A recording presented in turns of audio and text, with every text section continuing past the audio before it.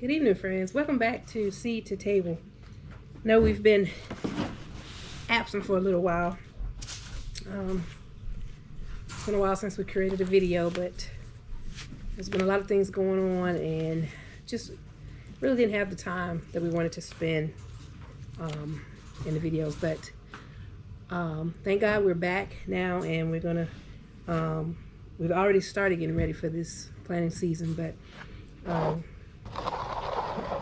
just wanted to share with you on this evening, and we're gonna be starting some seeds here, some kale seeds. But welcome back to our channel, and we hope that you come and hang out with us as we go through this planting season.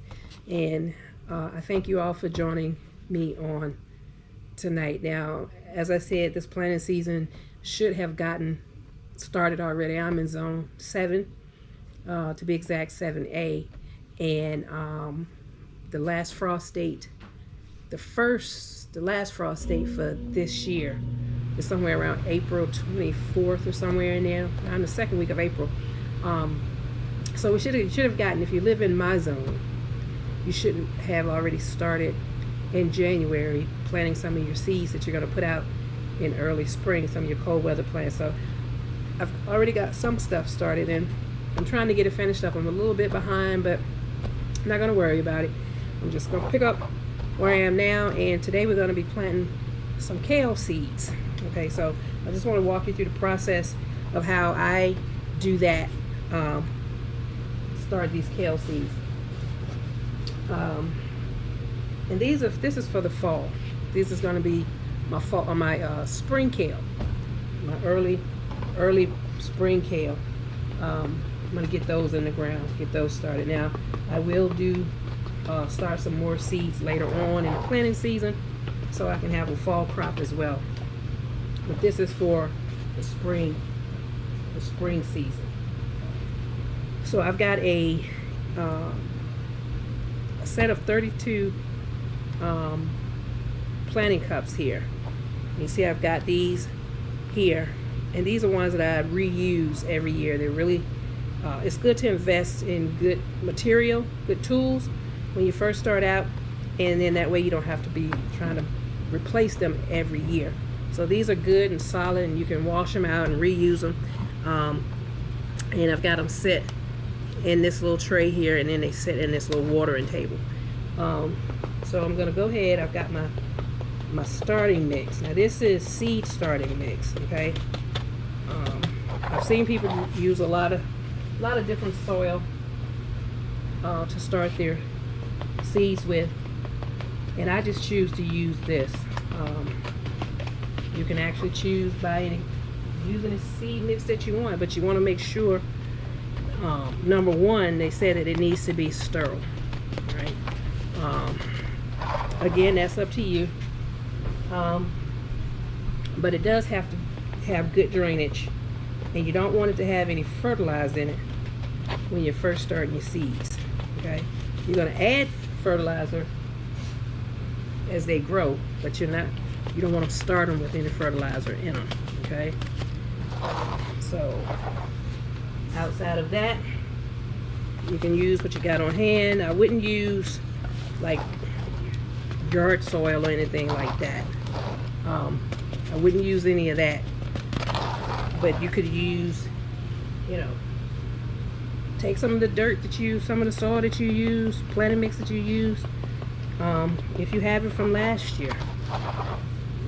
The key is, don't let not having specific soil stop you from growing vegetables.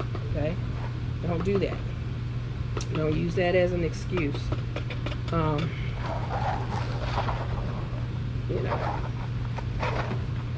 When my mother, when I was growing up on the farm, we didn't do special soil.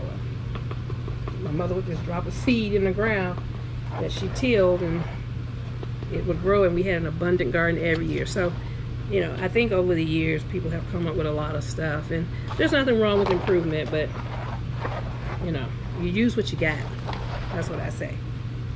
The thing is, try it and see if it works. If it don't work, then you'll know that you need to do something else. But if you don't try it, then you won't ever know. Okay, so I fill these up to the top. Now what I'm going to do next is I'm going to press the air out of them. You don't want any air when you put your seeds in here, okay? You don't want air in the soil. You want to compact it down. So I'm just taking my fingers and I'm just going around it. Push it down. Compact the soil. What I'm going to do is I'm just going to turn this around and do it from this side. Okay, and then that gets the whole cup. Just press this down. Make sure it's nice and tight. Okay. You get all the air out your soil, as much of it as you can. You don't want to create no air pockets. Leave no air pockets in there. Okay. So press this down. Okay. Alright. Now what I'm going to do next is we're just going to water this in. Alright, we're going to water in the soil. Now a lot of people may moisten their soil before they put it in the cups, but I've tried it that way, and it's harder for me to fill the cups. So what I do is I just put the dirt in, and then I water. And I'm just gonna drench these.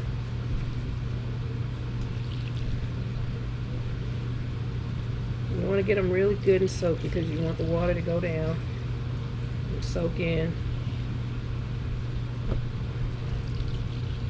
Okay.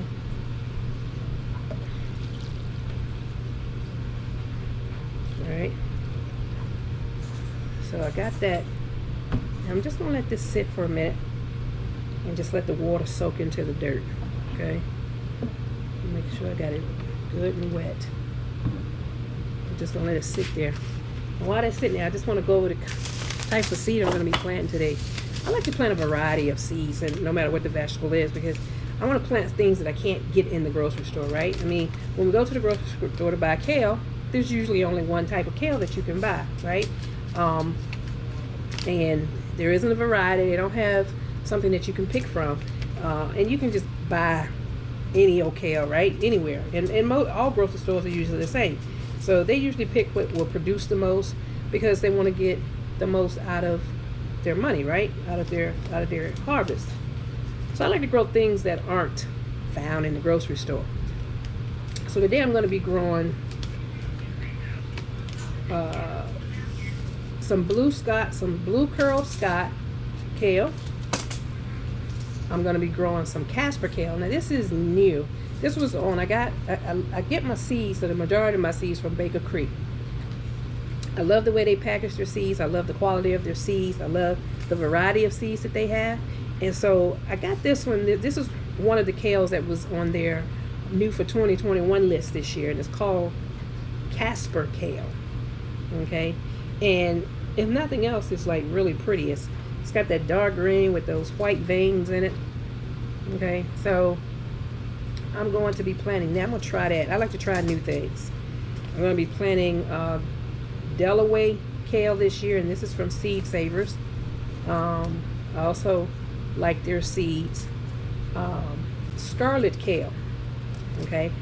Now I planted some of this last year, and it came up in abundance. I had a good harvest of this last year, and I just like the color. Look at that nice purplish maroon looking color. I think it would be pretty if you mix it with a different color kale. Also, I'm going to try this. It's called marrow stem kale, and I got that from Seed Savers, and look at the size of those leaves. Amazing, right? So I'm going to plant some of those this year as well. And of course I've got the lacinato kale, and this is the one that you see in a lot of gardens. I'm planting some of those. I'm actually going to plant two rows of this and this marrow stem kale, and just one row of the other. Okay, I'm only doing, I've got my planting boxes are 4x8s, and I'm going to do put these kale a foot apart. Okay, now it says, some of them says 8 inches, some of them says 24 inches, but I'm gonna do 12 inches. So I'm gonna plant them 12 inches apart, and in a 4x8 box, I can put 32 plants in that box. Okay, and so I'm only gonna do 32 kale this year. For the spring, and then I'll do another 32 or so in the fall. I overseeded last year, and I wind up with almost 3 4x8 boxes of kale, and it was way too much. And what the bugs didn't eat up, and what me and my family didn't eat up, what I didn't give away to the neighbors, it just kind of went to waste, right? So I don't want to do that this year. Okay, so the water is settling down in these cups. Right now, this dirt is like super dry. So let me see if I can help it out a little bit, kind of moisten it up, get the water down in there, because it's just kind of, and some of them it's just kind of sitting on top. And I want to make sure that the soil is nice and wet when we drop the seed in there. Okay. So we're going to get this all nice and, yeah, because I want to give our seeds a good fighting chance, right? Give it a good fighting chance to survive. Okay. Okay, so if you look on the back of these packs, and one of the other reasons I like Baker Creek Seeds is that they put a lot of good information on the back of the pack. So if you're a new gardener, and you happen to choose some of their seeds, everything on the back of the pack that you need to grow your seed is on there. It tells you, how many days it takes for it to sprout, what the ideal temperature is, which means that what's the ideal temperature for this vegetable to grow, how deep to plant the seed, right? How far to plant them apart. Tells you whether it's frost hardy and how much sun it's going to need for it to grow. Okay, so now it says to plant them a 1/4 inch deep. I think we got a 1/4 inch here, so what I'm going to do is I'm going to start dropping seed. Okay, so we're going to start with the scarlet kale.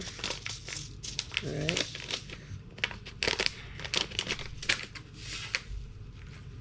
And I've got mud on my hand here. And what we're going to do is, actually I'm going to take my gloves off to do this because I want to make sure that I get. Okay, so I'm just going to pour some seeds in my hand. Now what I'm going to do is I'm going to try my best to get no more than 3 or 4 seeds in each cup, okay? Because what's going to happen is as it grows, as they sprout, as they start to come up, once they get true leaves on them, I'm going to take out, I'm only going to leave 1 plant per cup, okay? And so I'm going to pick the best one out of the ones that come up, right? So I'm going to try to put no more than 4 seeds. Now these seeds are tiny. I don't know if you can see them. You can't really see them, but they're tiny. So I'm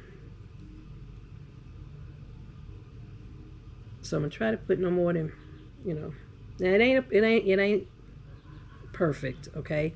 If you get more than 4 seeds in a cup, ain't no big deal. Again, you're going to take out what you don't, you're going to leave the strongest one when they grow, when they sprout. And so I just trying to cut back on waste this year, because like I said, last year I way overseeded, and then when I did that, I was like, you know what, I hate to throw it away, so I wound up potting it all out. And for some things it worked, because we had a late frost last year and it killed off some of my stuff, and I had plenty to replenish. But let me tell you, it was more work and more stress than I wanted to deal with, trying to up pot all of those plants. And anyway, so I'm doing better this year. So now I'm going to plant some of this Casper kale, and this is new. This is new this year. So we're going to see. And kale is one of those easy vegetables to grow. I'm telling you, it's hardy. I had bug pressure like you wouldn't believe last year, and even with that, I could still get a good harvest of kale. So, you know, if you don't plant anything else, or if you're trying to narrow down what you want to plant, make kale one of the things that you choose, okay? And it's good. So you can use it. You can just cook it up like a regular green. You can put it in salads. You can juice it. So a whole lot of stuff you can do with kale. And it's easy to grow. I'm telling you, kale is one of those vegetables that will give you confidence if you're a first-time grower, because it'll do so well for you that you know, it'll build your confidence, and you'll want to venture out and plant something else, right? So I'm going to do two rows of these, because I just want to, you know, see. You know, the leaves are big. They don't really look like standard kale with the curl leaves, right? It almost look like a collard green leaf. So we're gonna do that this year. And of course I'm gonna do this this lacinato kale. Okay. Plant 2 of this. This is a favorite too. So like I said, I'm trying to get 3 to 4 seeds in here, but you know what? If I wind up putting more in there, that's okay. All right, I'm not gonna sit here and count out these little tiny seeds. Okay, so I think that's close enough. Okay. All right. So now that we got our kale in, so now what I'm gonna do is I'm gonna put my gloves back on, because now I'm going to cover these, which is some loose soil, okay? I'm going to cover them up.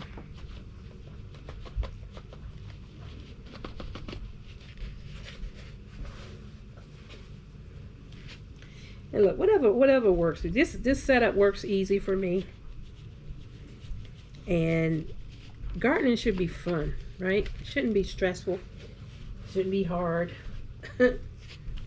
Okay. Because most people, unless you're a big production farm, you're just doing it as a habit, as a hobby, right? Or just to grow food for your family, right? If you're on a small homestead, you know, you're just growing food for your family. And so it shouldn't be difficult, right? It shouldn't be stressful.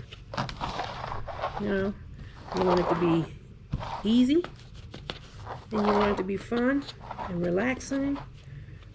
And then when you sit at the dinner table and eat the food that you've grown for yourself, makes it all the more better, right? You can enjoy it a whole lot better than if you were all stressed out about it. Okay, so we just fill those back up and smooth that out.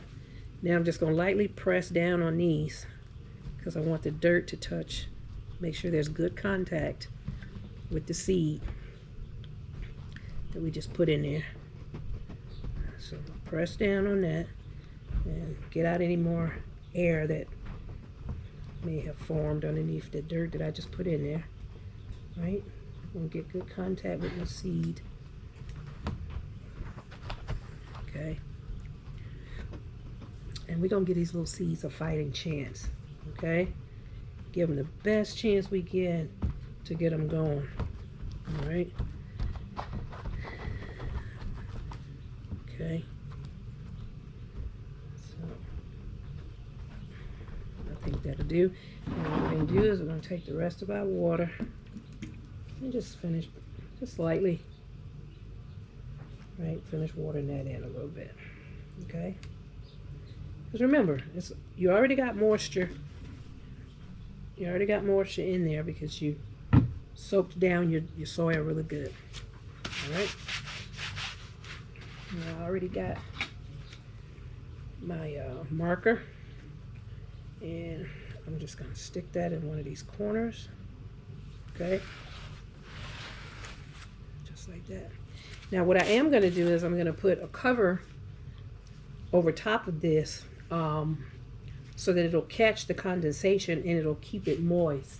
And I do that until my seeds sprout, and then once they sprout and they start coming up, I take the cover off, because at that point I'm going to set them underneath a grow light to give them a boost, a bigger boost. But until they until they start to come up, I keep them. And let me just grab one. Let me get one right here. Okay. And it's because I'm gonna put these on a heat mat, all right, to get them going. Okay, so I'm gonna put them on a heat mat, and the heat from the heat mat is gonna heat it up, and then the condensation is gonna this top is gonna catch the condensation, and that'll keep me from having to water them until they sprout. And then once they sprout, I'm going to take this off, and I'll probably take them off of the heat mat, and then just let them go. So I just turn you around here a little bit so you can see what I'm doing. So you see, this has already got some stuff already out, already planted, but I'm going to set this down here on this heat mat. I think I can get it underneath of that light without having to raise it. Okay, so we're going to set that down there. Let me turn this around so I'll know what it is. Set it like this. Okay. And I'll go back. I'll fix that light. And then I'm going to plug in my mat.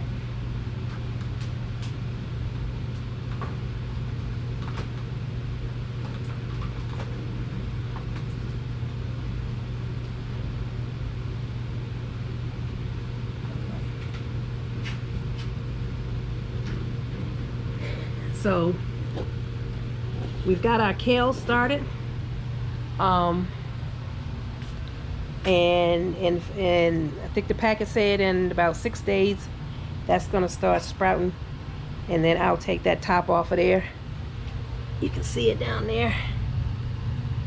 I'll take that top off, and I'll turn that heat mat off and just let it continue to grow.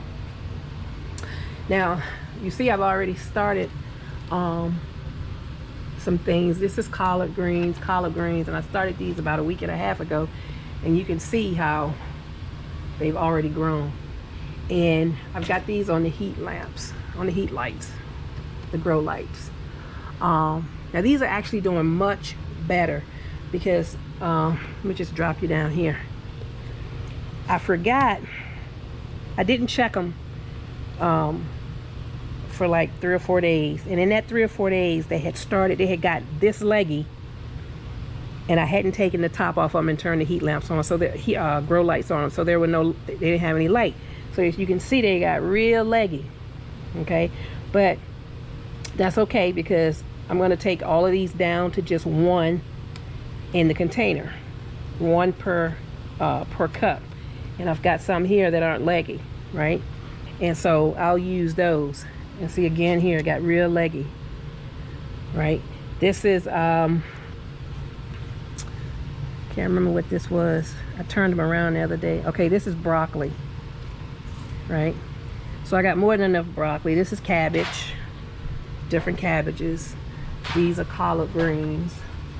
I'm not sure what this one is. I guess I turned them around so they would, oh, this is more cabbage. Okay. And then I've got some cauliflower here, and I've got some mustard greens here, and this is broccoli. We just looked at that. And then I've got some eggplants, and as you can see, they started to sprout, and just as soon as I saw them sprouting, I took the cover off. I'm gonna turn the grow lights on. I've got, and see, this is the condensation. See the condensation from covering that? And I don't have to add water to it, right? That's celery.